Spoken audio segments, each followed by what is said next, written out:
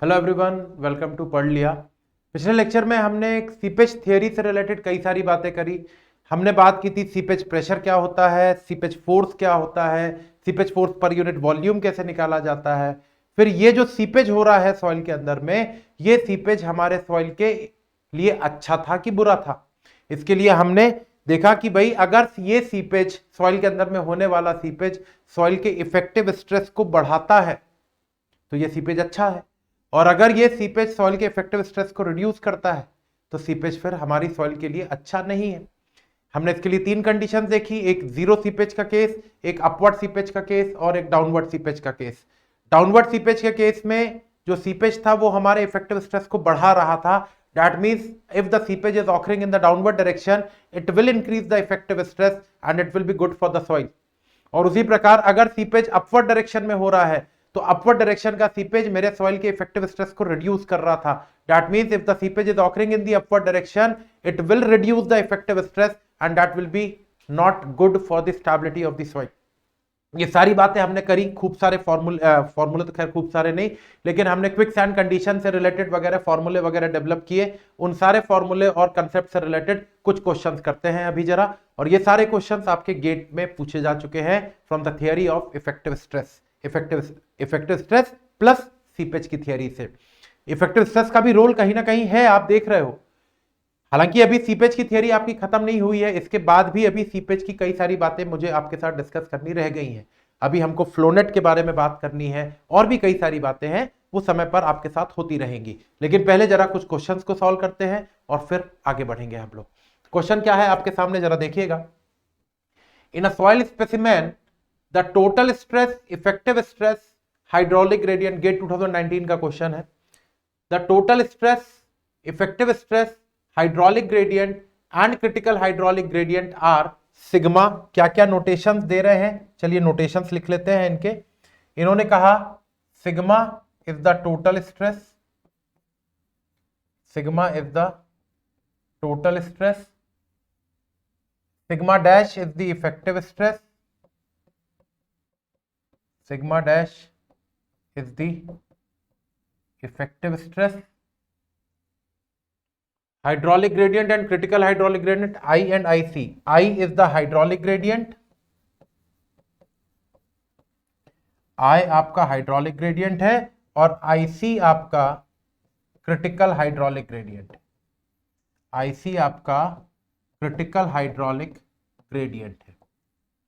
तो ये आपसे पूछ रहे हैं कि ये बताएं कि for initiation of the quicksand condition, quick sand condition initiate करने के लिए, क्विक सैंड कंडीशन शुरू करने के लिए which of the following statements is true, इनमें से कौन से स्टेटमेंट आपके करेक्ट रहेंगे अगर क्विक सैंड कंडीशन मुझे स्टार्ट करनी है तो हमने पढ़ा है डिटेल में कि for the starting of the quick sand condition the critical hydraulic gradient, मतलब the working hydraulic gradient should be equal to IC, should be equal to G-1/1 plus E and the value of effective stress should be equal to 0। Effective stress 0 हो जाए और I की value IC के बराबर हो जाए, हो गई स्टार्ट आपकी क्विक सैंड कंडीशन। क्या बनेगा, effective stress 0 and I is equal to IC, D option दिख गया मुझे। Effective stress 0 and I is equal to IC। These are the two conditions by which we can say कि आपकी quick sand condition start हो चुकी है। Quick sand condition की starting आपको इस तरीके से मिलेगी। आई होप क्लियर हो गई ये बात। लेकिन बहुत ही बेसिक लेवल के क्वेश्चंस होते हैं। पूरा सॉइल मैकेनिक्स आपके सिर्फ बेसिक कंसेप्ट पे चलने वाला है। अगर आपको अपने जो हम कंसेप्ट पढ़ रहे हैं उन कंसेप्ट का बेसिक आइडिया भी है तो गेट के क्वेश्चंस आपके सॉल्व हो जाएंगे। बहुत रेयर केसेस में ऐसे होते हैं, कुछ क्वेश्चंस आते हैं नो डाउट ऐसे जो एग्जाम हॉल में बैठने के बाद समझ में ही नहीं आता कि क्या पूछा गया है। जैसे कुछ मेरे ख्याल से हमने इफेक्टिव स्ट्रेस में एक सी बेड वाला क्वेश्चन किया था कुछ लेक्चर्स पहले। सी बेड के नीचे आपकी सैंड की लेयर थी, बहुत बेसिक चीजें थी उसमें भी, लेकिन कंसेप्ट का एप्लीकेशन था कि भाई हमको ये पता होना चाहिए कि किस सॉइल के कारण में आपका क्या बोलते हैं, किस सॉइल के किस वाटर के कारण आपकी सॉइल सैचुरेट हो रही है वगैरह वगैरह। हालांकि इस टाइप के क्वेश्चंस अगर 20 क्वेश्चन आप देखोगे, 50 क्वेश्चन आप देखोगे तो 2 या 3 क्वेश्चन ऐसे मिलेंगे जो थोड़े से ज्यादा कंसेप्चुअल नॉलेज टेस्ट करते हैं। बाकी बेसिक जो कंसेप्ट आपने पढ़े हैं उसी पे रहते हैं सारे क्वेश्चन। तो इसलिए 2 4 5 क्वेश्चन अगर देख के ऐसा लगे आपको कि यार पता नहीं क्या है, तो ठीक है, वो 2 4 5 ही रहेंगे वो क्वेश्चन उस टाइप के, बाकी पे ध्यान दो ना भाई। 50 में से 10 नहीं बन रहे हैं, चलो ठीक है, नहीं बन रहे हैं आपको 10, 40 तो बन रहे हैं ना। जो 40 बन रहे हैं उन 40 के लिए अपने अंदर में कॉन्फिडेंस बढ़ाओ। जो 10 नहीं बन रहे हैं देखेंगे उसके लिए अपन बाद में। पता चले हम वो 10 को लेके बैठ गए, जो 40 बन रहे हैं वो 40 पे खुश नहीं हो रहे हैं, हम हमको जो 10 नहीं बन रहे हैं हम उस पर दुखी हो रहे हैं। अरे क्यों भाई? जो 10 नहीं बन रहा उस पर दुखी होने का क्या सेंस है? जो 40 बन रहा है उस पर खुश हो ना। जो 10 नहीं बन रहा उसको भी बनाएंगे अपन, धीमे धीमे वो भी बनेंगे। क्यों नहीं बनेंगे? कब तक नहीं बनेंगे? लेकिन अगर आपने अपना कॉन्फिडेंस लेवल खत्म कर दिया, अगर आपका कॉन्फिडेंस लेवल लूज हुआ, तो फिर तो कोई दिक्कत, फिर तो दिक्कत है। कॉन्फिडेंस लूज नहीं होने देना है, कॉन्फिडेंस एकदम तगड़ा बना रहना चाहिए। कुछ भी हो जाए मैं तो करके रहूंगा, ये वाले स्पिरिट ले आइए अपने अंदर, सब हो जाएगा। चलिए, तो ये रहा हमारा पहला क्वेश्चन। आगे देखते हैं अगले क्वेश्चन को। The relationship between the specific gravity of sand G and the hydraulic gradient I to initiate the quicksand condition in the sand layer having a porosity of 30% will be. The relationship between the specific gravity of sand G and the hydraulic gradient I to initiate the quicksand condition, ठीक है ना? तो I और जी के बीच में relationship क्या होनी चाहिए, ऐसा कुछ क्वेश्चन पूछा है। हमको पता है कि I इज इक्वल टू होता है, IC बराबर होता है क्रिटिकल हाइड्रोलिक ग्रेडियंट IC बराबर होता है G minus 1 upon 1 plus E. G minus 1 upon 1 plus E, this is the value of critical hydraulic gradient. मुझे क्वेश्चन में दे रखा है पोरोसिटी की value, that is 30%। I have been given the value of porosity. क्या मैं porosity से void ratio निकाल सकता हूं? क्या मैं पोरोसिटी की वैल्यू से वॉइड रेशियो निकाल सकता हूं? बिल्कुल निकाल सकता हूं, हमने पढ़ा है बकायदा ये चीज। क्या होती है पोरोसिटी और वॉइड रेशियो का रिलेशन? तो E इज इक्वल टू हमने पढ़ा है होता है N अपॉन 1 माइनस N, ये तो पढ़ा है हमने। E इज इक्वल टू होता है N अपॉन 1 माइनस N, है ना?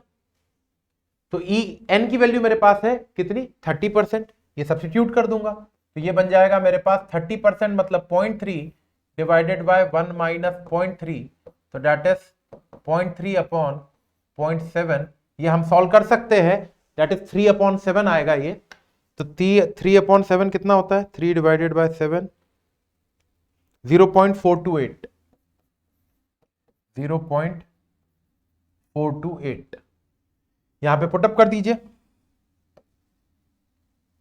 यहां पे पुटअप करिए।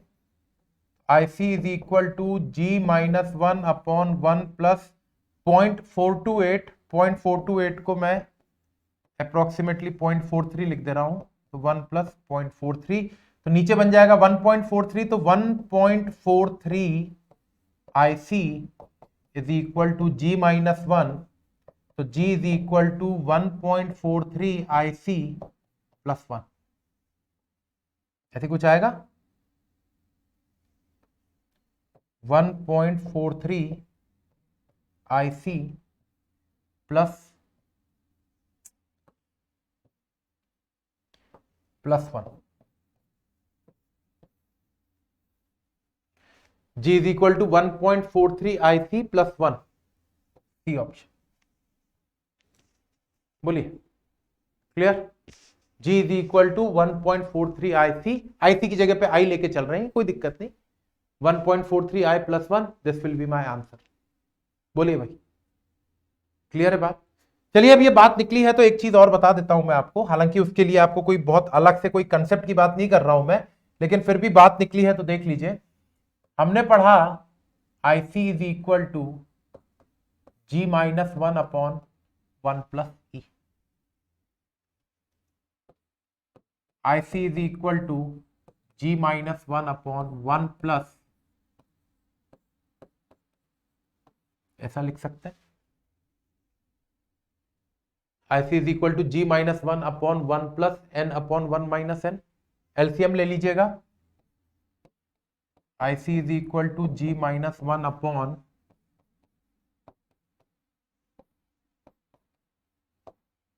ऐसा हो जाएगा 1 minus N plus N upon 1 minus N. Minus N से प्लस एन कैंसल हो जाएगा। IC इज इक्वल टू देखिएगा ऐसा कुछ दिख रहा है। IC is equal to G minus 1 into 1 minus N. ये रिलेशन भी चाहो आप तो, अगर चाहो तो याद रख सकते। IC is equal to G minus 1 minus into 1 minus N. G minus 1 into 1 minus N, ये याद रख सकते। जैसे अभी ये क्वेश्चन पूछा था ना, इसमें अगर हम नहीं चाहते हैं कि भाई पोरोसिटी से वॉइड रेशियो निकालें तो फिर ऐसा भी तो कर सकते थे। इसमें ये स्टैंडर्ड रिलेशन याद, अगर याद है तो मैं लिख दूंगा IC is equal to G minus 1 और N कितना दे रखा था 1 माइनस 0.3, 30% दे रखा था ना, 1 माइनस 0.3। तो IC हो जाएगा देखिएगा G minus 1 into 0.7। IC is equal to 0.7 इस साइड ले जाइए, 0.7 इस साइड ले जाइए,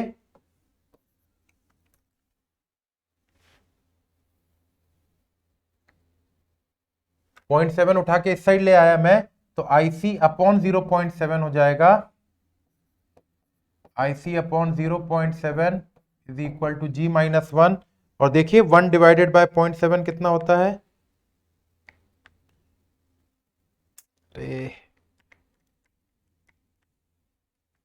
1.428, वही 1.43 IC plus 1 is equal to, यहां से भी निकाल सकते हैं। अगर वैसा नहीं चाहो तो ये आपके ऊपर है, ये टोटली आपके ऊपर है, आपका डिस्क्रिप्शन है कि आप कैसा चाहते हैं। आप ये फॉर्मूला भी याद करना चाहें तो याद कर सकते हैं, it is totally up to you कि IC is equal to G minus 1 into 1 minus N. इस फॉर्मूले को आप याद कर सकते हैं। नहीं याद करना है तो G माइनस 1 अपॉन 1 प्लस ई तो है ही। तो दो फॉर्मूले आपके लिए हो गए IC के, आपका मन आप जिसको भी याद रखना चाहें, G minus 1 upon 1 plus E और IC is equal to G minus 1 into 1 minus N. These are the two formula to calculate the relation between, मतलब to calculate the critical hydraulic gradient, or you can say it is a relation between critical hydraulic gradient G and E, critical hydraulic gradient G and N। ठीक है, चलिए next question. Which of the following statement is true for the relation between discharge velocity and seepage velocity? Discharge velocity और seepage velocity के लिए इनमें से कौन सा रिलेशन ट्रू है? पढ़िए जरा। Seepage velocity is always smaller than the discharge velocity. सबसे पहले ऑप्शंस पढ़ने से पहले हम डिस्चार्ज वेलोसिटी और सीपेज वेलोसिटी के बीच का रिलेशन लिख लेते हैं। सीपेज वेलोसिटी होता है डिस्चार्ज वेलोसिटी अपॉन पोरोसिटी, बकायदा डिराइव किया हुआ रिलेशन है। ये रिलेशनशिप हमने बकायदा डिराइव किया था परमेबिलिटी के चैप्टर में। अब ये क्वेश्चन यहां क्यों आ गया सीपेज में? तो सीपेज में भी पूछा जा सकता है, क्या दिक्कत है? तो विच of the following statement is true for the relation between discharge velocity and seepage velocity? पहला बोल रहे हैं कि seepage velocity is always smaller than the discharge velocity. Seepage velocity हमेशा छोटी होती है डिस्चार्ज वेलोसिटी के, ऐसा इन्होंने बोला। तो देखें सही बोला गलत बोला? सीपेज वेलोसिटी होता था to discharge upon area of the voids और डिस्चार्ज वेलोसिटी होता है discharge upon total area of the soil. भैया जिसका डिनोमिनेटर छोटा होगा वो वैल्यू बड़ी होगी ना। तो डिनोमिनेटर किसका छोटा है? सीपेज वेलोसिटी का छोटा है। सीपेज वेलोसिटी का डिनोमिनेटर छोटा है तो ओवरऑल वैल्यू बड़ी होगी। तो seepage velocity can never be smaller than the discharge velocity. तीसरा ऑप्शन है seepage velocity is equal to the discharge velocity. और चौथा ऑप्शन है no relation between seepage velocity and discharge velocity can be established. ये गलत, क्योंकि seepage velocity छोटा नहीं हो सकता डिस्चार्ज वेलोसिटी के। सीपेज वेलोसिटी कभी बराबर भी नहीं हो सकता। बराबर होने का मतलब समझ रहे हो? इन दोनों को अगर बराबर कर दिया तो area will be equal to area of the voids. इन दोनों को बराबर कर दिया तो एरिया और एरिया ऑफ द वॉइड्स बराबर हो जाएंगे। पॉसिबल है क्या? नहीं है। एरिया और एरिया ऑफ द वॉइड्स बराबर हो गए मतलब सॉलिड कहां गए भैया? सॉइल की बात कर रहे हैं तो सॉलिड्स तो होंगे ना, ये भी पॉसिबल नहीं। No relation exist between seepage velocity and discharge velocity, नहीं। तो बचा क्या? B option, seepage velocity can never be smaller than the discharge velocity. Seepage velocity discharge velocity से कभी भी छोटी नहीं हो सकती। सीपेज वेलोसिटी हमेशा बड़ी होगी डिस्चार्ज वेलोसिटी से। क्लियर? चलिए अगला क्वेश्चन देखते हैं।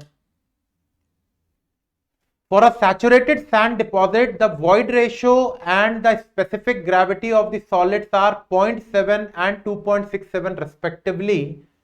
The critical hydraulic gradient for the deposit will be. Critical hydraulic gradient की वैल्यू पूछ ली है इन्होंने। Critical hydraulic gradient का फॉर्मूला हमने पढ़ा हुआ है, that is G-1/1 plus E. This is the formula to calculate the critical hydraulic gradient. G की वैल्यू मेरे पास है, E की वैल्यू मेरे पास है, सब कुछ तो है। G की जगह पे डाला 2.67 - 1 divided by 1 plus E that is 0.7, तो ये बन गया 1.67 डिवाइडेड बाय 1.7। बनी बात है 0.980 आएगा। एक अंदाजा ही देख लो, 0.54 जितना छोटा तो नहीं होगा ये वैल्यू, 1 से बड़ी हो नहीं सकती है, तो बचा 1.08। एक बार क्रॉस चेक कर लो फिर भी, 1.67 divided by 1.7 that is 0.98235. The correct answer is B option. ठीक है, this is the value of critical hydraulic gradient. कितना आ गया ये? 0.98। क्लियर? चलिए अगला क्वेश्चन देखते हैं। The quicksand condition occurs when, quicksand condition कब होती है? The void ratio of the soil becomes equal to 1, नहीं, ऐसा तो कहीं भी नहीं पढ़ा हमने कि सॉइल के वॉइड रेशियो के 1 के बराबर हो जाने पर क्विकसैंड हो जाए, बिल्कुल गलत है ये तो। Upward seepage pressure in the soil becomes equal to 0, upward seepage pressure in the soil becomes equal to the saturated unit weight of the soil, upward seepage pressure in the soil becomes equal to the submerged unit weight of the soil. Question देखने में तो आसान लग रहा था, लेकिन options बड़े खतरनाक टाइप के लिखे हुए हैं। ऑप्शंस पढ़ेंगे तभी समझ में आएंगे जब आपके कंसेप्ट क्लियर होंगे। कब होती थी क्विकसैंड कंडीशन? कब होती थी क्विकसैंड कंडीशन? याद करिए, क्विकसैंड कंडीशन होती थी जब ये सॉइल थी मेरे पास, नीचे लग रहा था गामा डैश Z और ऊपर लग रहा था आपका सीपेज प्रेशर। तो net value of effective stress कितना आया? Net value of effective stress आया gamma dash Z minus PS। ये 0 जब हो जाएगा तभी ना होगी क्विकसैंड कंडीशन। 0 करो जरा, gamma dash Z is equal to IZ gamma W।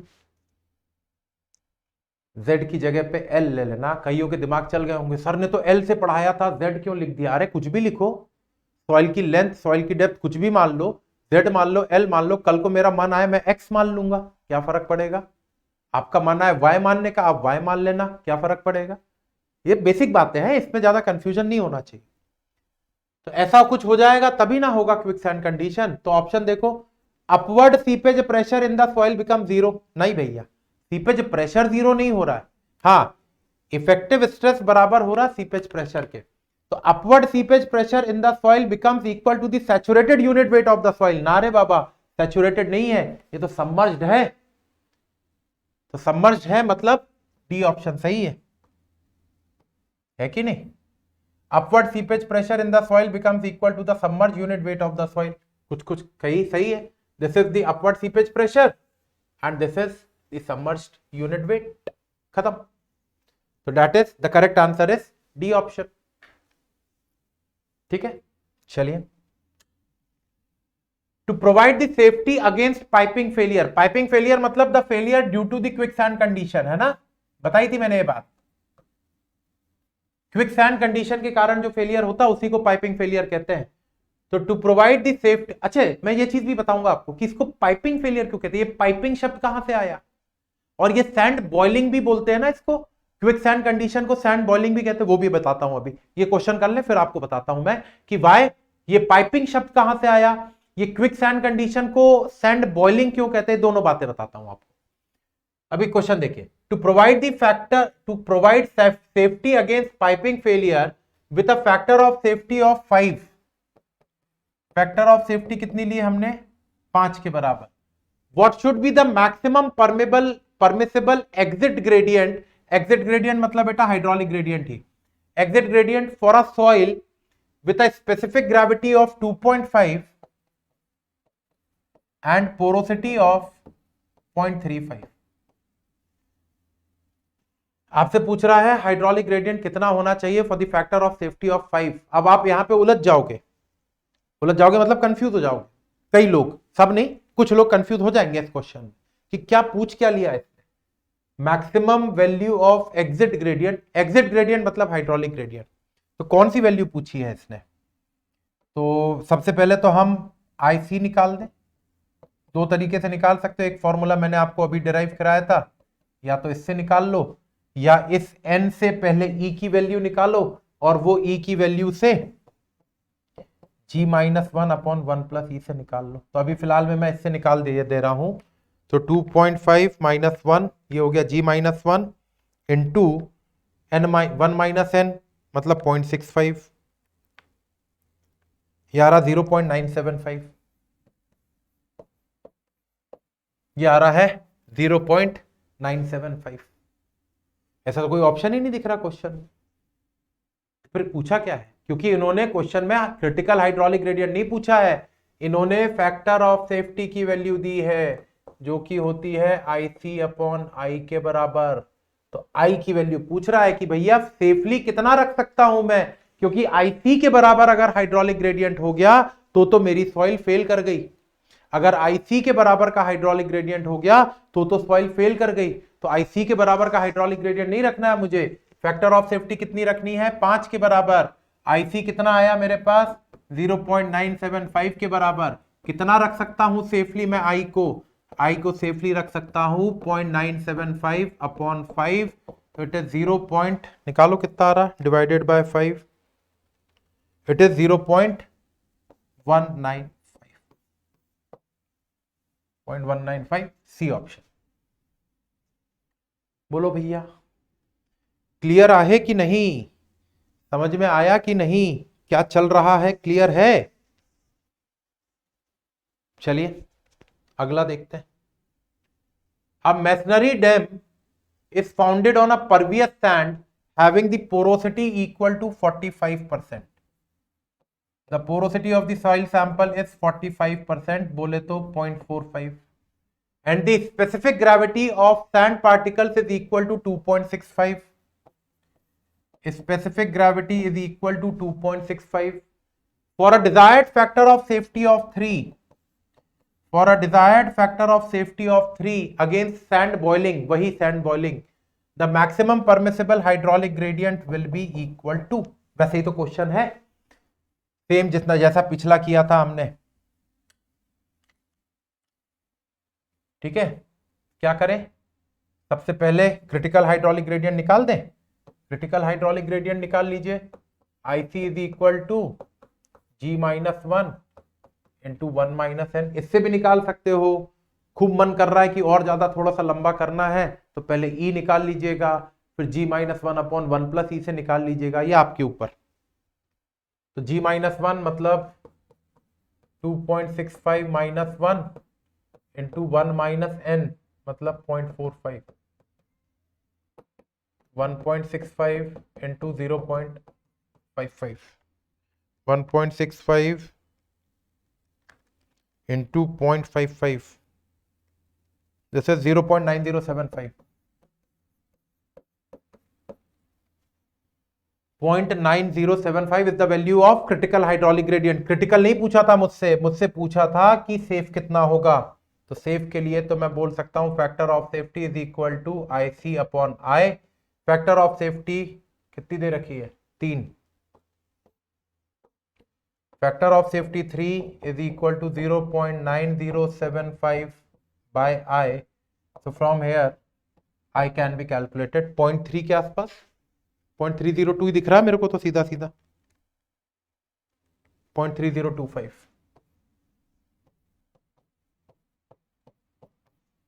This will be my answer. Clear है भैया? समझ में आ रही चीजें कैसे करना है? चलिए अगले क्वेश्चन पे बढ़ते हैं।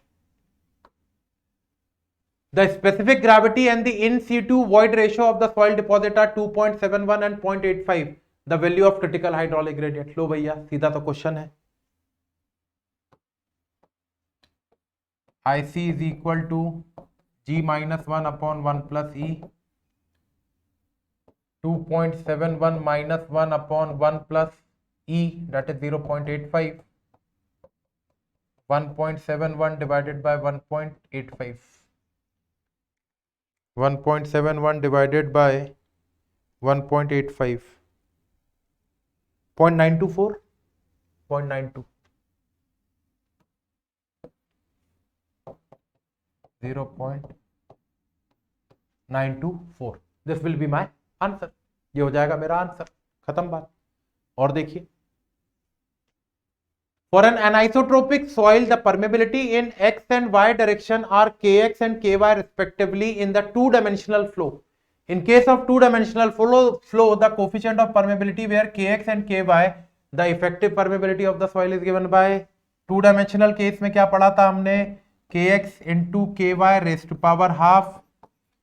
This is the effective permeability when the flow was two-dimensional, और जब आपका flow three-dimensional होगा तो kx into ky into kz raised to power 1/3, this will be the value of k effective। तो क्योंकि two-dimensional case है तो the answer will be kx into ky raised to power half। वहां पर मैंने जब आपको ये कंसेप्ट बताया था तो मैंने kx और ky ना लेते हुए k1 और k2 लिया था, है ना, तो वही चीज थी ये। चलिए, seepage force per unit volume can be represented by, seepage force per unit volume याद करो, seepage force per unit volume हमने सबसे पहले निकाला था सीपेज प्रेशर की वैल्यू कितनी आई थी, I into L into gamma W, निकाले थे कि नहीं। इस सीपेज प्रेशर को मैंने जब सॉइल के एरिया से मल्टीप्लाई किया था तो ये बना था IL गामा डब्ल्यू ए, और इसको मैंने कहा था सीपेज फोर्स। और फिर इस सीपेज फोर्स को पर यूनिट वॉल्यूम निकालूंगा तो ये बनता, तो ये बन जाएगा I into L into gamma W into A upon A into L, A L से ए एल कैंसल, क्या बचा आपके पास, I into gamma W. This is the seepage force per unit volume. Derive किया, ये वैल्यू हमने निकाली है, तो seepage force per unit volume कितना आ गया आपके पास, I इंटू गामा डब्ल्यू। ठीक है, चलिए, the piping in the soil occurs when, piping मतलब क्विकसैंड कंडीशन बेटा, दिस इज क्विकसैंड कंडीशन। कब होता है पाइपिंग, कब होती है, when the soil is highly porous, नहीं कोई मतलब नहीं इससे। Sudden change in the permeability occur, नहीं, परमेबिलिटी सडनली चेंज होगी तो उससे पाइपिंग का क्या लेना देना, सॉइल हाईली पोरस होगा तो पाइपिंग का क्या लेना देना, कोई लेना देना नहीं। Effective pressure become zero, the soil is highly stratified. Piping failure, quicksand condition, ये सब तो तभी होता था, कब होता था, क्विकसैंड कंडीशन कब होती थी, जब सिग्मा नेट डैश की value in case of downward, in case of upward seepage क्या आती थी, ये वैल्यू जब जीरो हो जाती थी तभी तो होता था क्विकसैंड कंडीशन। तो when the value of effective stress becomes equal to zero, then this is the condition which starts the marking of, which marks the starting of quicksand condition। तो quicksand condition कब होगी, when the effective stress या effective pressure becomes equal to zero। It has nothing to do with the porosity, nothing to do with the permeability, nothing to do with the stratification। इस stratification से क्या ही फर्क पड़ रहा है, ठीक है। चलिए, ये बढ़िया सा सवाल है, ये देखिए जरा क्या है।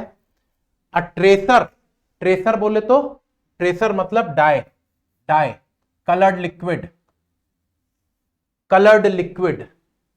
अ tracer takes 100 days to travel from well 1 to well 2। एक कुएं से दूसरे कुएं में ट्रेसर को पहुंचने में 100 दिन का समय लग रहा है। और ये दोनों कुएं जो थे, जो वेल थे, दोनों 100 मीटर दूरी पर थे एक दूसरे से। Both the wells were 100 metre apart. ठीक है। The elevation of the water surface in well 2 is 3 meter below that in well 1. Assuming the porosity equal to 15%, the coefficient of permeability expressed in meter per day. कुछ अलग type का question हुआ ना ये, ऐसा type का question अभी तक देखे नहीं थे ना कभी। तो गेट वाले ऐसे क्वेश्चन दिखाते रहते कई बार।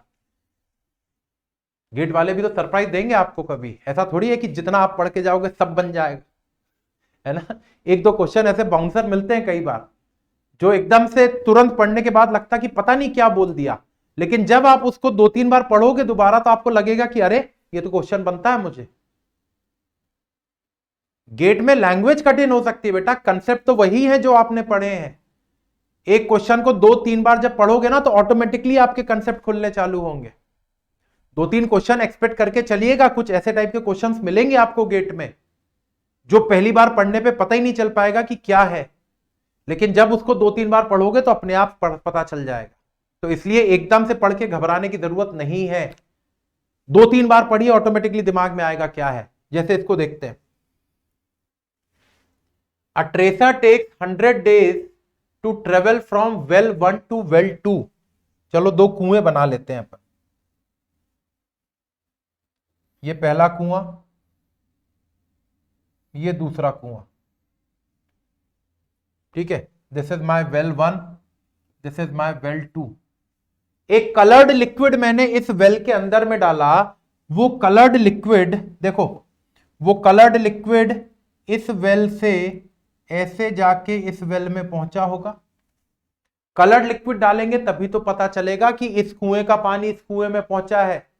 नॉर्मल पानी कब तक पहुंच रहा है, हमको नॉर्मल पानी तो दिखेगा ही नहीं।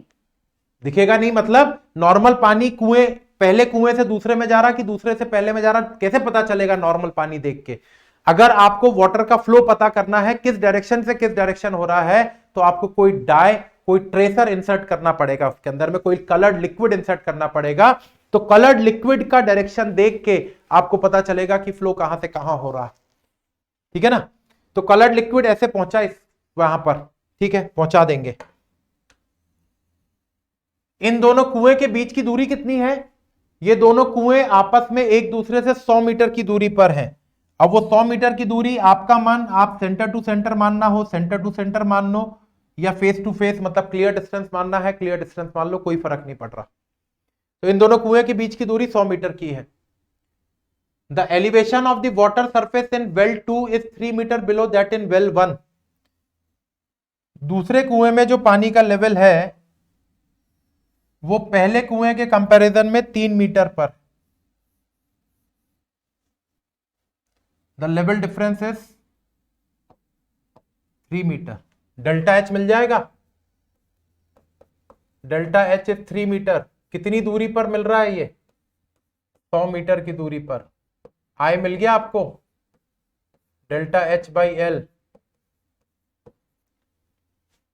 0.03, sorry 3/100 that is 0.03 is the hydraulic gradient। Hydraulic gradient मिल गया। क्योंकि लेवल डिफरेंस 1 से 2 की तरफ था तो बनी बात है पानी तो 1 से 2 की तरफ ही फ्लो होगा। और पानी फ्लो कहां से हो रहा होगा बेटा? पानी फ्लो कहां से हो रहा होगा? इस कुएं के नीचे में ये जो मिट्टी होगी उसी में से तो पानी का फ्लो होगा ही ऐसा। तो इस मिट्टी की परमेबिलिटी दे रखी है 15% की, पोरोसिटी। इस मिट्टी की पोरोसिटी मुझे दे रखी है 15% की। The porosity of this soil is 15%। तो मुझसे पूछ रहे हैं कोएफिशिएंट ऑफ परमेबिलिटी बताइए। What will be the coefficient of permeability? कितना समय लग रहा है? 100 दिन का समय लग रहा है इस ट्रेसर को वेल 2 तक पहुंचने के लिए। मात्र 100 मीटर की डिस्टेंस ट्रेवल करने के लिए 100 दिन का समय लगा। Speed is equal to distance upon time से क्या मैं स्पीड निकाल लूंगा? Speed is equal to distance upon time से I will be able to calculate the speed. Speed बोले तो वेलोसिटी। डिस्टेंस कितना है? 100 मीटर का। कितना समय लग रहा है उस ट्रेसर को पहुंचने में, 100 दिन का। Speed is equal to distance, 100 metre का डिस्टेंस, टाइम 100 डेज का टाइम, तो वेलोसिटी मुझे मिला 1 मीटर पर डे। देखिए और बताइए भाई, 100 मीटर का डिस्टेंस 100 दिन में ट्रेवल कर रहा है, 100 मीटर का डिस्टेंस 100 दिन में मतलब 1 मीटर पर डे। सीधी सिंपल सी बात। ये कौन सी वेलोसिटी होगी, सीपेज वेलोसिटी की डिस्चार्ज वेलोसिटी? ये तो एक्चुअल वेलोसिटी मिली ना बेटा, इतना तो एक्चुअल में टाइम लग रहा है फ्लो करने में, तो कायदे से ये तो आपको सीपेज वेलोसिटी मिल गई। ये तो एक्चुअल इतना टाइम लगा ना, एक्चुअल में 100 दिन लग रहा है उस ट्रेसर को, उस डाई को वेल 1 से वेल 2 तक पहुंचने के लिए, तो ये एक्चुअल वेलोसिटी मिली। एक्चुअल वेलोसिटी मतलब सीपेज वेलोसिटी मिल गई। सीपेज वेलोसिटी मिल गई, पोरोसिटी आपके पास है, डिस्चार्ज वेलोसिटी मिल जाएगी कि नहीं मिल जाएगी? क्योंकि हमको पता है, क्या पता है, seepage velocity is equal to discharge velocity upon porosity. Seepage velocity कितनी मिल गई बेटा मेरे को, 1 के बराबर, is equal to discharge velocity, porosity कितनी दे रखी है, 0.15 के बराबर, तो डिस्चार्ज वेलोसिटी कितनी आ गई, 0.15 metre per day. This is the discharge velocity. मुझसे क्या पूछा है, कोएफिशिएंट ऑफ परमेबिलिटी पूछा है ना। डिस्चार्ज वेलोसिटी कितना होता था बेटा, डिस्चार्ज वेलोसिटी होता था k इंटू आई के बराबर, पढ़े थे डार्सी लॉ। vd की वैल्यू कितनी आई है मेरे पास, 0.15, k निकालना है, आई शायद निकाल चुके हैं हम, आई की वैल्यू आई है 0.03, तो k मिल जाएगा मुझे 0.15 divided by 0.03, that is 15/3, that is 5 metre per day. 15/3 मतलब 5 metre per day. 0.15 divided by 0.03 एक बार चेक कर लो, 5 मीटर पर डे। क्या फिल इन द ब्लैंक्स था, नहीं, क्या हो गया, 0.3, 0.45, 1 और डी 5, तो आंसर है 5 मीटर पर डे। समझे? देखिए क्वेश्चन क्या था, इस क्वेश्चन में ये कुआं वगैरह लिखा हुआ था, उससे घबराने की क्यों जरूरत है? भाई कहीं से भी पानी कुएं से जाए, टंकी से जाए, उससे क्या फर्क पड़ रहा हमको? हमको कंसेप्ट क्या देखने को मिला कि भाई 3 मीटर का लेवल डिफरेंस 100 मीटर में मिल रहा था, तो मैंने हाइड्रोलिक ग्रेडियंट निकाल लिया। 100 दिन में 100 मीटर पानी ट्रेवल कर रहा था, वेलोसिटी निकाल ली, जो वेलोसिटी आई वो सीपेज वेलोसिटी हुई। सीपेज वेलोसिटी और डिस्चार्ज वेलोसिटी का रिलेशन पता है, डिस्चार्ज वेलोसिटी कैलकुलेट कर ली उससे, और discharge velocity is equal to k into I से परमेबिलिटी निकाल दी, खत्म हो गया क्वेश्चन। ठीक है, चलिए, तो ये रहे आपके आज के questions. These were the questions from the topic of seepage. अभी जितना हमने सीपेज पढ़ा है उसके ये क्वेश्चंस हुए। आगे के लेक्चर्स में हम बात करेंगे सीपेज से ही रिलेटेड कुछ टॉपिक्स की, that is the concept of फ्लोनेट।